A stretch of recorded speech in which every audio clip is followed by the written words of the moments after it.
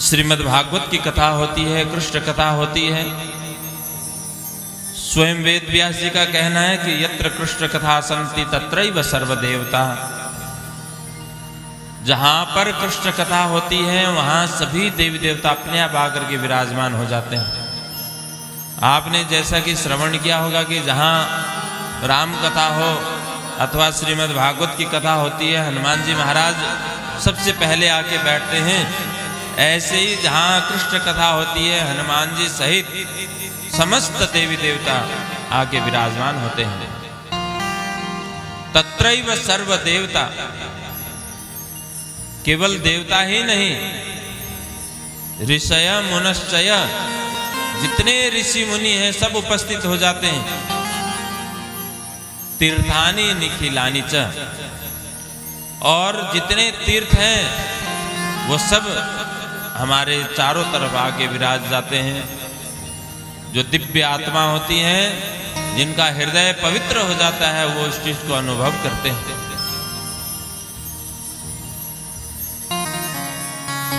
अनेकों जगह पर जब कथा होती है, जिनको अनुभव होता है वो हमारे साथ शेयर भी करते हैं, बताते भी हैं। तो इसलिए हृदय की पवित्रता बहुत ही जरूरी है। कल हम सभी कथा सुन रहे थे गोवर्धन लीला। गो यानी इंद्रिय संवर्धन, उनका विस्तार करना। उनका विस्तार होगा भक्ति, ज्ञान, वैराग्य, सेवा से। लेकिन कभी कभी भक्ति सेवा में भी अभिमान आ जाता है। जैसे कि ग्वाल वालों को अभिमान आया जब भगवान ने सभी का साथ लिया, क्योंकि कोई भी शुभ कार्य हो, कोई भी धार्मिक आयोजन होता है तो उसमें सभी का सहयोग लिया जाता है, ताकि किसी एक को अभिमान न हो, गर्व ना हो। अथवा धर्म प्रेमी है तो वो सोचें कि इसका श्रेय सभी को मिले, इसका पुण्य सभी को मिले, इसलिए वो सभी को साथ लेकर के चलते हैं। नहीं तो कोई भी एक व्यवसाय करने वाला आम आदमी 40-50 हजार रुपए खर्चा करके आराम से छोटी मोटी कथा तो करवा ही सकता है। लेकिन फिर भी धर्मात्मा ये विचार करते हैं कि इसका श्रेय, इसका पुण्य मुझे अकेले नहीं सबको मिले, इसलिए सबका सहयोग लेकर के धार्मिक कार्य किया जाता है। ऐसे ही भगवान श्री कृष्ण ने विचार किया, गोवर्धन पर्वत को धारण करना, उसको उठाना, इसका श्रेय मैं अकेले ना लूं, मेरे साथ मेरे ग्वाल वाल हैं, इनको भी इसका श्रेय दे दूं। तो सब ग्वाल वालों को भी आह्वान किया और सब ग्वाल वाल लग गए। किसी ने अपने लाठी लगा ली, किसी ने जो पहलवान थे उन्होंने कंधा लगा लिया, किसी ने हाथ लगा लिया।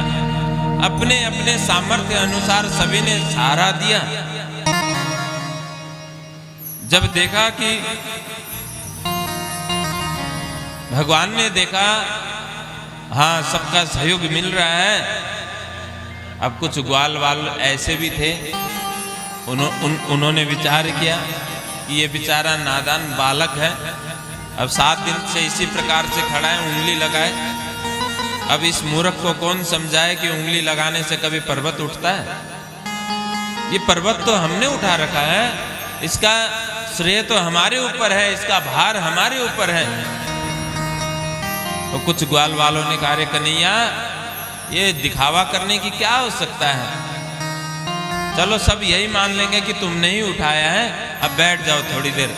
हम तो बारी बारी से बैठ भी लिए, बारी बारी से जो कुछ आया सामने वो प्रसाद भोजन ग्रहण भी किया, अब तुम भी बैठ जाओ, थोड़ा विश्राम कर लो, फिर लगा लेना अपनी छोटी सी उंगली। तो भगवान ने कहा, तुम लोग उठा पाओगे भार? बोला हमने तो उठा रखा है, आपने थोड़ी उठा रखा है। भगवान समझ गए इनको अभिमान आ गया है, तो जहां अभिमान होता है तो भगवान वहां से कोसों दूर चले जाते हैं। तो ठीक है, सावधान हो जाओ ग्वाल वालों। जैसे ही ग्वाल वाल कहने लगे, हाँ कन्हैया हम बिल्कुल तैयार हैं, और जैसे ही कन्हैया ने 2 इंच उंगली नीचे की, अरे बचाओ बचाओ बचाओ, लाठी जितनी थी वो टूट गई, पहलवानों के कंधे थे वो चटक गए, बचाओ कन्हैया, तुम्ही ने उठा रखा है, तुम्ही ने उठा रखा है। कन्हैया ने दोबारा से गोवर्धन को संभाला। कहने का अभिप्राय ये है कि हमें भी कभी कभी अभिमान होता है, अरे इस परिवार का वजन तो हमने उठा रखा है, हम न होते तो ये घर का खर्चा कैसे चलता, हम न होते तो इनको भोजन बना के कौन खिलाता, इनको कौन पढ़ाता, कौन लिखाता। तो अब उनका अभिमान दूर हो गया। ग्वाल वाल कहने लगे, प्रभु करने कराने वाले तो आप हो। और बड़ा ही सुंदर भाव प्रस्तुत किया ग्वाल वालों ने।